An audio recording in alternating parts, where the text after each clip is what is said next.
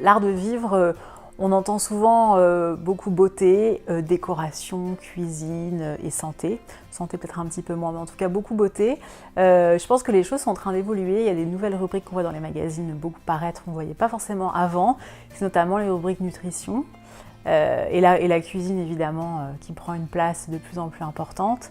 La nutrition parce qu'on considère qu'aujourd'hui être belle c'est de l'art de vivre, mais prendre soin de son corps aussi c'est de l'art de vivre, et finalement ça ne se cantonne plus à l'apparence, mais c'est aussi vraiment comment est-ce que je prends soin de mon corps, comment est-ce que je l'entretiens. Je pense que les gens ont vraiment petit à petit, j'espère avec le travail aussi que nous les journalistes on essaie de faire au quotidien pour leur apprendre ces notions de bon sens, de santé, de nutrition, etc. Je pense que les gens ont vraiment commencé à comprendre en tout cas que oui, c'est important de bien manger, c'est important de choisir ce qu'on met dans son assiette, c'est important de s'alimenter de manière équilibrée pour être en bonne santé, qu'il y a de vraies évolutions sur les comportements des gens, sur la manière de se nourrir, et que les gens vont de plus en plus vers des façons de se nourrir qui sont plus en adéquation avec une bonne santé, plus de fruits, de légumes, plus de matières brutes, plus de céréales, moins de viande. Il peut y avoir des effets de mode, mais il peut y avoir aussi de vraies tendances de fond, avec vraiment la tendance du végétal qui revient assez fort, et manger plus de fruits, de légumes, des choses comme ça.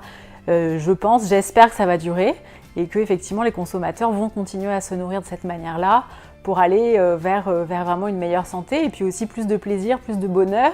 Et c'est aussi ça l'art de vivre quand on parle d'art de vivre et de nutrition.